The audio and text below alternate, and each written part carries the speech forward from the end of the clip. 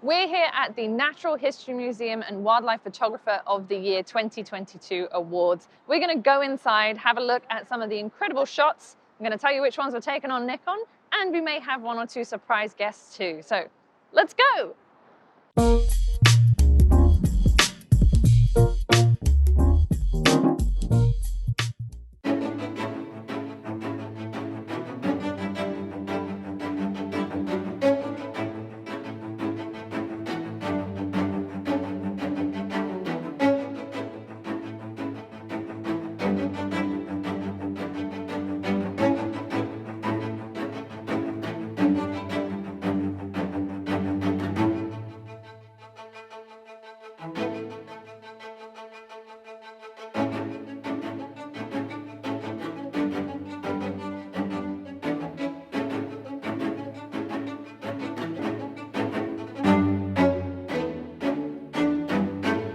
We're here with Sarah, who is the content manager for the Wildlife Photographer of the Year.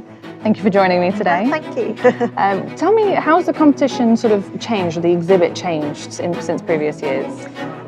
So we had a redesign this year, and one of the ambitions is to sort of lighten up the room in which it's held, but also reveal some of the fantastic architecture that the NHM has in this particular gallery.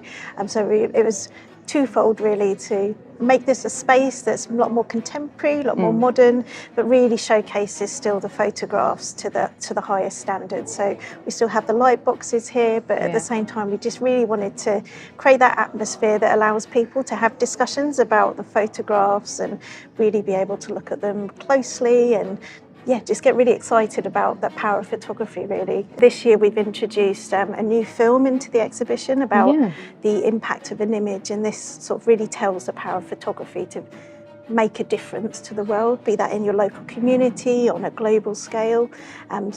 Really getting people inspired to connect with nature and use the power of photography to do that. Fantastic.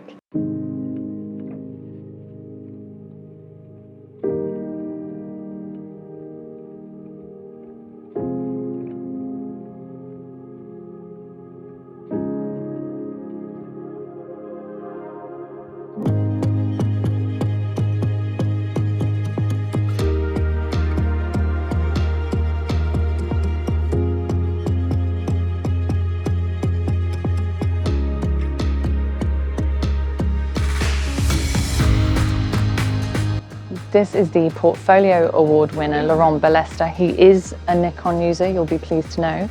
He won the Grand Master Prize last year for his image, but this year's won the Portfolio Award. He uses a selection of Nikon cameras, and honestly, the images speak for themselves. So here you can vote for the People's Choice Award. You can actually also vote online from the 1st of December. There are so many stunning images here, I have no idea how anyone will choose the winner. Please do go and vote if you get the chance, because the pictures are amazing. This is a Nikon user. This is Nick Kanakis. I had a little chat with him. He uses a D850, and this is actually with a Sigma 15 f2.8 lens. But he's just started using a Z9. Or Z9, as he says, because he's from the States. Is it his pet snake? It's not his pet snake. Are there snakes on the plane? Hopefully not.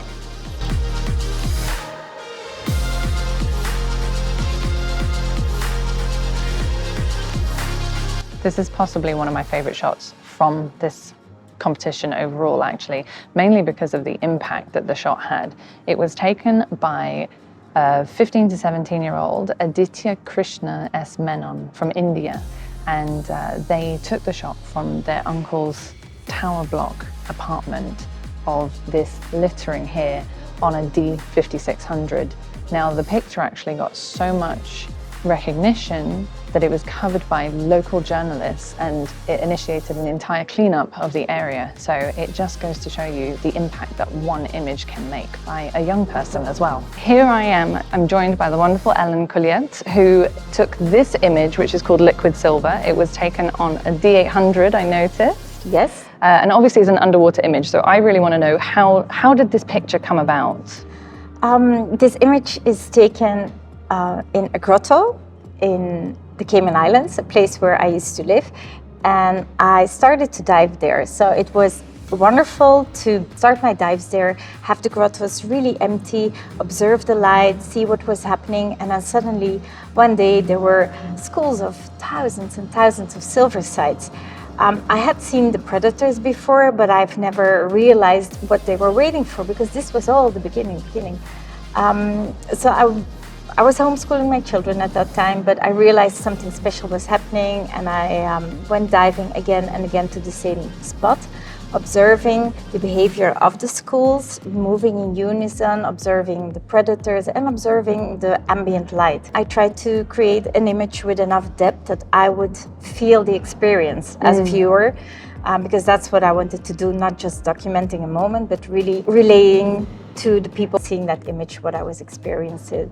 And it's a mesmerizing experience, so I think I got it after a few times and I tried to replicate it many times, but the schools never came in that density again. So even in 10 years, I've never seen it like that again. Wow. Yeah. So tell me, how long have you been photographing for? I started my journey in photography 11 years ago. Wow. Yeah. God. And have you always been a Nikon user, or did you try different bits and pieces? I started because I started at the same time as I started diving, and I started with a small Micro Four Thirds camera, and then within the year I won some competitions, and I sold some images, and I said, well, actually I must be doing something good. Yeah. And I upgraded to a Nikon D800, and I'm still using it. Amazing. Yeah. Underwater photography is one of your sort of areas, but you also do on-land photography as well, am I right? Yes, because with the diving and starting at a later age, I had some health issues, so I wasn't allowed to dive anymore, but it didn't keep me out of the water, so I started snorkeling in the Arctic. With subjects, I chose my subjects that I thought they need some help in conservation and preservation.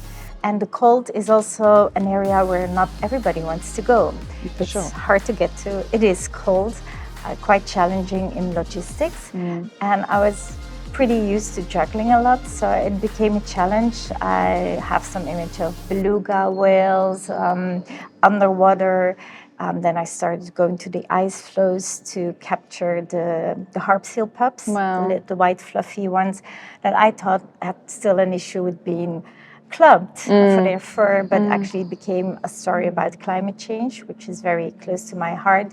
I've been on land with polar bears, trying to find them in Svalbard, so not really guided trips, but some trips where you're in this lost of the Arctic wilderness and just have to read about it, do your research, stay safe, because if you don't stay safe, you're not helping the animals. If something happens to you, they get a bad image. So I'm a bit up to anything.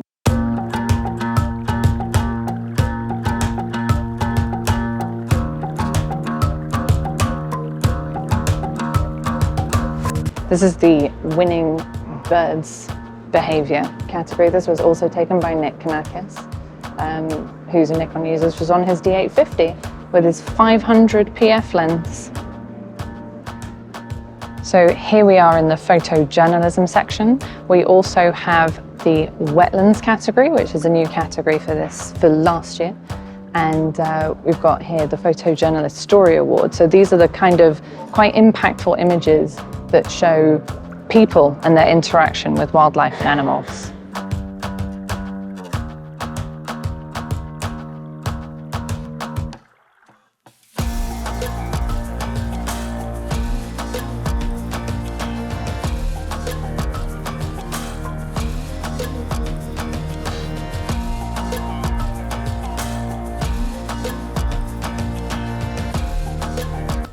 I'm really pleased to see my seaweed image awarded in this year's Wildlife Photographer of the Year. Sometimes people think that wildlife photography contests are all about who can see the most incredible animal or the most amazing action. And I think this image goes to prove that the less celebrated species can still be successful as long as you can create an interesting, visually appealing image. And hopefully this one certainly has done that. The picture was taken with my Nikon D850 camera, and this is actually the third image that I've had awarded in the Wildlife Photographer of the Year taken with that camera. So that's a good track record for that camera. It's actually the second of picture that I've had awarded in the Wildlife Photographer. This picture here was awarded in the black and white category a few years ago, also taken with the same D850 camera. And last year I was the category winner of the natural artistry category with this picture taken with the D850, and this was taken actually with a vintage Trioplan lens, which I'm able to use on the Nikon as well. So I think that's one of the things that I like about the Wildlife Photographer, is that it tends to reward you when you think a little bit differently and you try and push the boundaries of photography. Here we have the grand title winners, and I think we can both agree that these are stunning.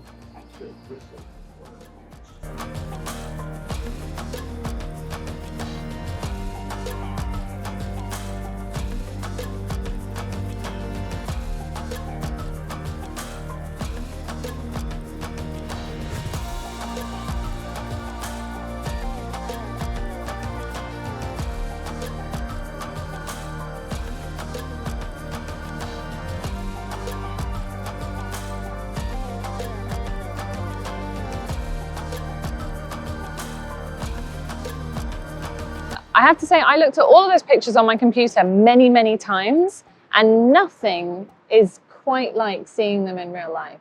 Yeah, they just pop. I mean, it's the lighting inside the place, and obviously, you know, the lights they put behind the frames, but they're just so vivid and colorful. It's amazing. And the impact that they have is, I think, even greater when you see them in person. We would very much encourage you to go to the Wildlife Photographer of the Year exhibit in person if you can. You can see all of the shots online if you want to, but there's nothing like seeing it face to face. And if you're a budding wildlife photographer, you should definitely enter for next year. Yeah, you know what they say? They encourage you to enter every year. And the reason for that being is that the panel of judges is changing every time. So that way the exhibition doesn't go stale. The quality still persists though. And in terms of this, I think it's all about the image after all and the impact it makes. It's not about the gears, the cameras and lenses. Yes, there've been a lot of cameras and lenses used, not just Nikon. There've been even mobile phones used, then drones. And the quality of those improving all the time. I mean, at the end of the day, I think if you like photography and you feel like your image can say something important, then why not to enter the competition?